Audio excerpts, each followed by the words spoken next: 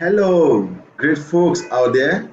You are onto Zoologist Alan Ibrahim Alpha in another learning segment on the documentary The New Zealand Rabbit Species. In the previous documentary, that is the part one, I spoke about the origin of the New Zealand rabbit and other features you needed to know about this wonderful and unique creature. So today in the part two, still furthering on furred mammals that possess fur on the body. We'll be looking at other traits, features, or characteristics you need to know about the furred animals, particularly the New Zealand species. Take note of all the facts and of course, apply them in your daily interaction, especially for the rabbit lovers.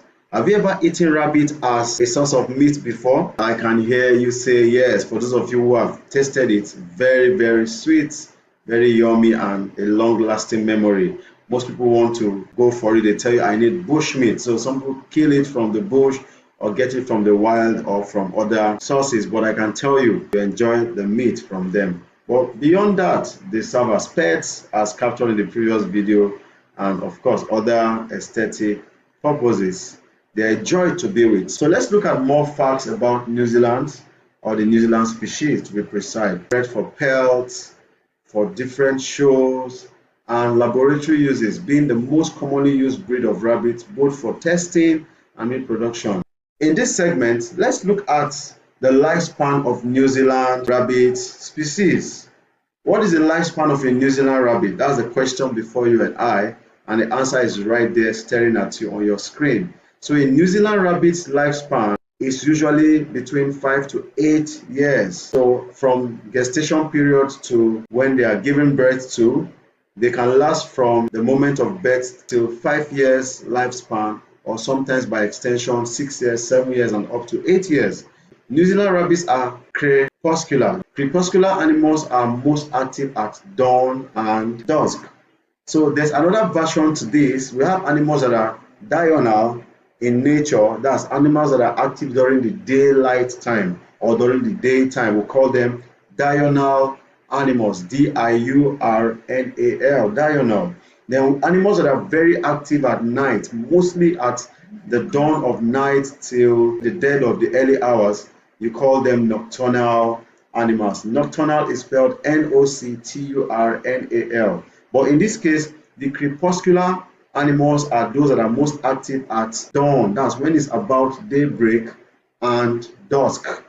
So they have like a double standard life. You see them at dawn very active before it is the morning or the break of the dawn. Then at dusk when it is just setting in for the night. And of course, they carry out their activities in terms of feeding, in terms of hunting, in terms of looking for the herbs they need to eat, and other day-to-day activities in their environment. All right, having said that, at what age can New Zealand rabbits breed? That is to say, what age are they sexually mature to breed in order to produce their young ones or offspring, their bunnies? It takes 6 to 7 months of age or maturity for them to be able to breed. Animals of the same species will definitely interbreed. The rabbit species will breed the rabbit species, the male and the female sex or gender. Now, small breeds such as the Polish can be bred at 4 to 5 months of age. So those ones are sexually mature at an early age compared to the ones that are mature between 6 to 7 months. It all depends on the and their lifespan as well and their reproductive cycle. Now, medium breeds, for example, New Zealanders and Californians, because we were told that they originated from the United States in California to be precise, they become sexually mature at 6 to 7 months of age, as mentioned earlier. Now, the giant breeds such as the Flemish giant rabbit species or New Zealand rabbit should be at least 7 months of age when they are bred. So whether they are trying to breed naturally or whether they're trying to breed artificially through crossbreeding, you get to make sure they get to the age of 7 months and above to do that. That's when they are sexually mature. Now, how many days is a New Zealand rabbit pregnant? Somebody may ask that question. How long is their gestation period? Gestation period is simply the period from conception to delivery. So when a particular species of animal is waiting by carrying its young ones in its uterus or womb, That's for the uterine animals or for the marsupial animals. You get to understand that they must wait for a particular waiting period, which we call the gestation period.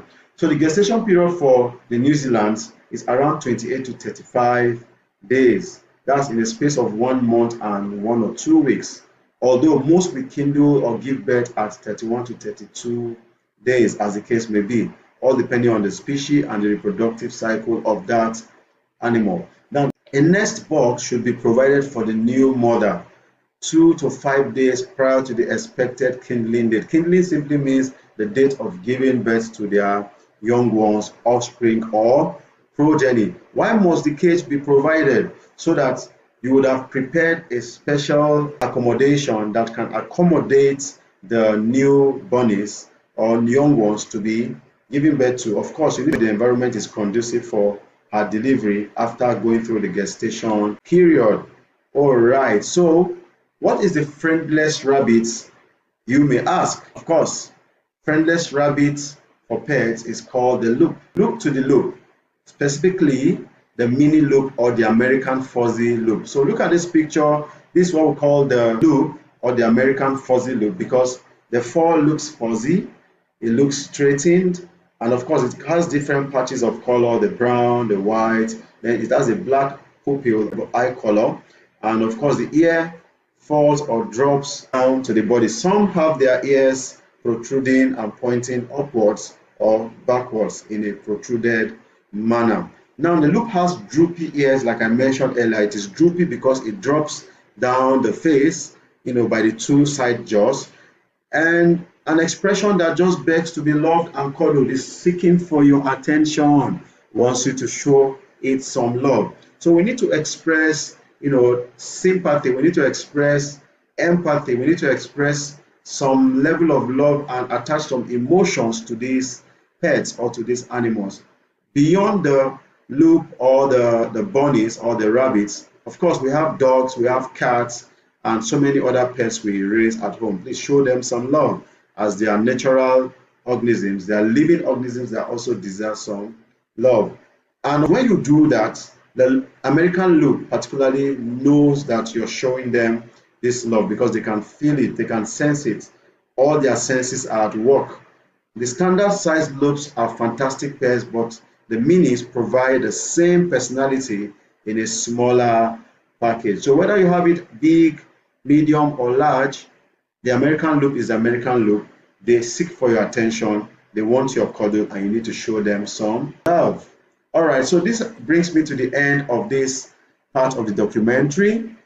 In my subsequent documentary, I'll be giving you more exposition about the New Zealand rabbit species. It is bye for now from Zoologist Alan.